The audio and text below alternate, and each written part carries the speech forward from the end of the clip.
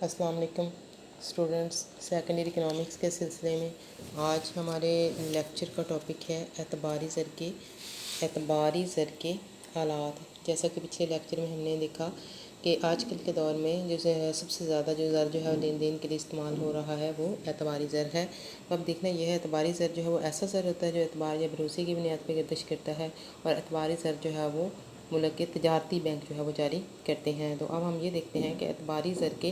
آلات جو ہے وہ کون کون سے ہیں۔ تو سب سے پہلے جو ہے وہ عام طور پہ اعتباری زر کی سب سے سادہ اور عام قسم جو ہے وہ کتابی حساب ہے۔ اگر دو افراد کے درمیان لین دین ہو رہا ہے، اس طرح کے بیچ میں ان کے پاس اعلی مبادلہ کے لیے کوئی چیز نہیں ہے، تو ظاہر ہے اس میں ایک شخص جو ہے وہ ادھار لین دین جو ہے وہ کر رہا ہے۔ تو ادھار جو لینے والا ہے، عام طور پہ جیسے اس کی مثال جو ہے وہ ایسے ہے کہ آپ لوگ جو ہے وہ کینٹین پہ جاتے ہیں روزانہ کچھ کھانے پینے کے لیے، اور آپ لوگ جو ہے وہ وہاں پہ آپ کی کینٹین والی جو ہے وہ اپنی بک میں آپ کا ایک کھاتہ کھول دیتی ہے، جس میں آپ ہر روز جو بھی چیزیں لیتی ہیں اتنی مالیہ جو ہے وہ آپ کے نام کے آگے درج کر لیتی ہے۔ مہینے کے اینڈ پہ جتنی بھی پیسے جو ہے وہ آپ کے ذمہ واجب الادا ہوتے ہیں آپ وہ ادا کر دیتے ہیں، اور آپ کا کھاتہ جو ہے وہ کلیئر ہو جاتا ہے۔ تو اسے کہتے ہیں کتابی حساب۔ تو یہ اعتباری، چونکہ یہاں بھی آپ لین دین کر رہے ہیں اور اعتبار یا اعتماد کی بنیاد پہ لین دین کر رہا ہے، تو اس لیے یہ بھی ایک طرح سے اعتباری زر ہے، اور اسے اعتباری زر کی ہم کہیں گے یہ کتابی حساب ہے۔ دوسرے نمبر پہ جو ہے وہ تحریری وعدہ ہے۔ تحریری وعدے میں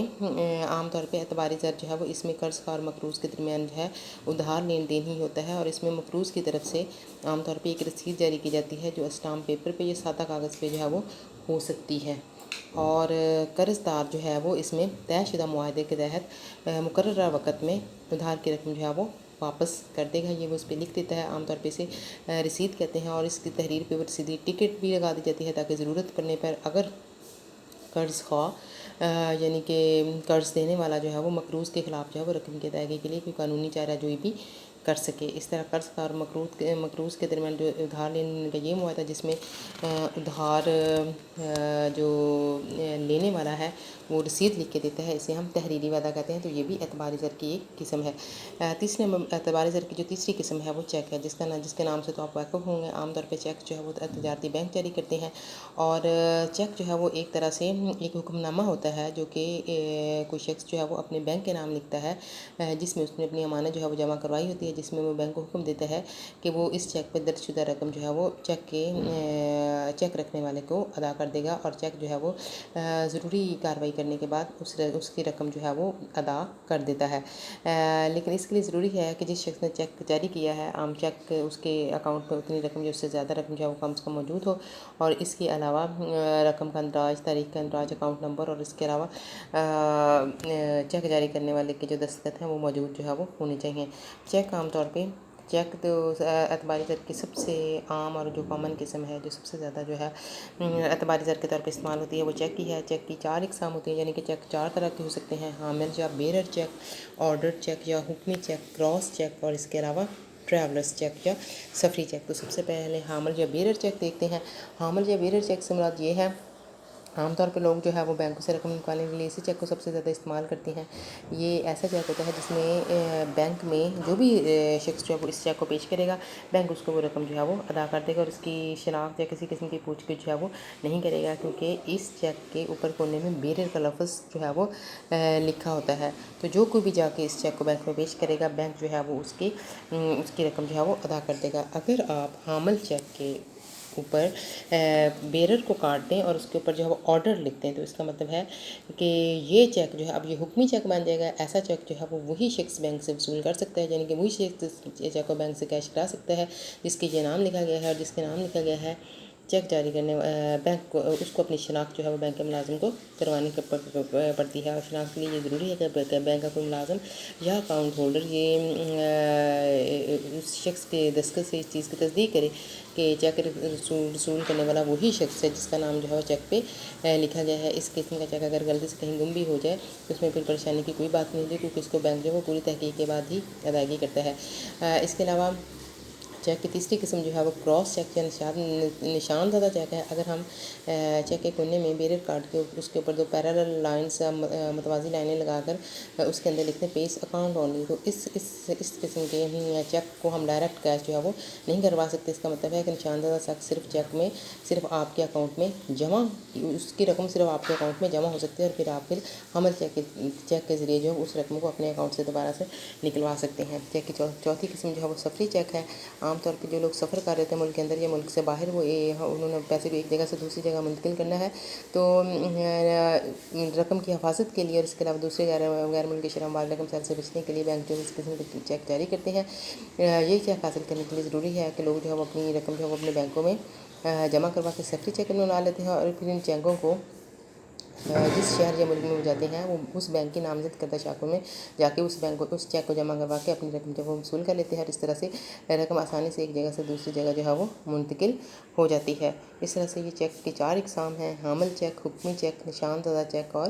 سفری چیک۔ اعتباری زر کی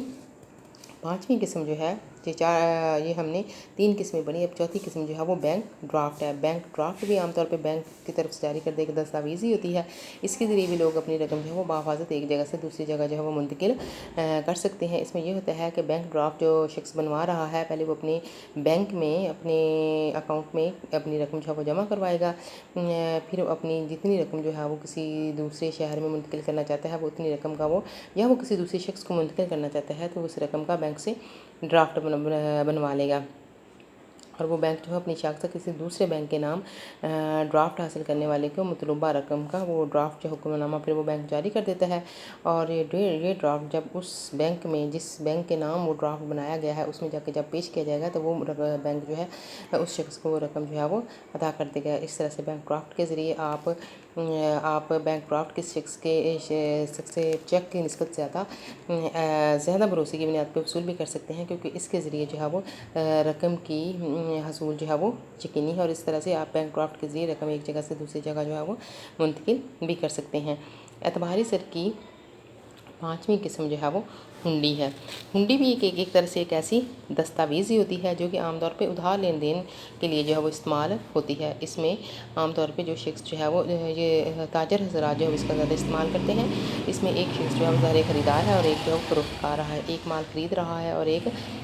بیچ رہا ہے۔ تو جو شخص جو ہے وہ مال خرید رہا ہے اس نے ادائیگی کرنی ہے۔ اگر فرض کریں کہ اس کے پاس جو ہے وہ فوری طور پہ ادائیگی کے لیے رقم جو ہے وہ نہیں ہے تو وہ فروخت کار کو ہنڈی لکھ کے دے دیتا ہے۔ اس ہنڈی پہ وہ سودے کی تجارتی مال کی نوعیت ہے، اس کی قیمت ہے، سودے کی تاریخ اور اس کے علاوہ واپسی کی رقم کی ادائیگی کی تاریخ جو ہے وہ بمثبوت جو ہے وہ درج ہوتی ہے۔ یہ عام طور پر ادھار لین دین کا ایک زیادہ لچکدار ذریعہ ہے۔ اس کی بنیاد پہ زیادہ تر کاروباری سرگرمیاں جو ہے وہ عام طور پہ اسی بنیاد پہ جو ہے وہ ہو رہی ہوتی ہیں۔ اس میں یہ ہے کہ جو خریدار ہے اس نے جو ہے وہ فروخت کار کو ہنڈی لکھ کے دی ہے، فروخت کار کے پاس جو وہ ہنڈی ہے، عام طور پہ فروخت کار ہنڈی کی جو ہے وہ ایک مدت بھی ہوتی ہے، اس لیے جب اس کی مدت پوری ہوگی تو تب جو ہے وہ اس کو بینک سے وہ اس شخص کو پیش کرے گا اور وہ رقم ادا کرنے کا پابند ہوگا۔ لیکن اگر اس سے پہلے ہی اسے جو اس رقم کی ضرورت پڑ جائے، یعنی کہ ہنڈی رکھنے والے کو رقم کی ضرورت پڑ جائے تو اس کو بینک کے پاس بھی لے جا سکتا ہے۔ بینک جو ہے وہ ہنڈی کی جو رقم ہوتی ہے اس سے کچھ رقم کاٹ کے رقم جو ہے وہ ادا کر دے گا، اور اس طرح سے جب اس کی مدت پوری ہوگی تو وہ پھر مطلوبہ شخص سے اتنی رقم جو ہے وہ بمثبوت وصول کر لے گا، اور اس طرح سے بینک کو بھی فائدہ ہو جائے گا اور اس شخص کو بھی ضرورت پڑنے پہ رقم جو ہے وہ حاصل ہو سکتی ہے۔ اسے ہنڈی کو بٹا لگوانا کہتے ہیں۔ عام طور پہ ہنڈی کی جو اقسام ہیں وہ ہنڈی کی درشنی ہنڈی یعنی کہ سائڈ بل آف ایکسچینج، اور اس کے علاوہ مدتی ہنڈی ٹائم بل آف ایکسچینج ہے۔ درشنی ہنڈی میں یہ ہوتا ہے کہ یہ ایسی دستاویز ہے کہ اس کو جب بھی پیش کیا جائے گا اسی وقت جب اس کی ادائیگی جو ہے وہ کی جائے گی۔ اس میں خریدار اور فروخت کار کے درمیان ایک ایسا کاروباری طریقہ کار ہے، اس کے تحت تجارتی مال کا جو فروخت کار ہے وہ فروخت کردہ اشیاء کو عام طور پہ ریلوے یا کسی اور نقل و حمل کے ذریعے سے بک کروا کے اس کے اوپر مال کی نوعیت اور اس کا بل اور اس کے علاوہ ٹرانسپورٹ کمپنی کی رسید وغیرہ اپنے بینک کے نام بھیج دیتے ہیں، اور اپنے بینک کو ہدایت کر دیتے ہیں کہ مال جو ہے وہ خریدار کو बिल बमा ट्रांसपोर्ट वसूल खर्च जो है वो वसूल करके इसके जो है वो हवाले कर दे। इस तरह से ख़रीदार बिल की अदायगी करके माल जो है वो हासिल कर लेता है। इसे जो है वो दरुशनी हुंडी कहते हैं। जबकि मुद्दती हुंडी जो टाइम बिल ऑफ एक्सचेंज है, ये हुंडी जो है वो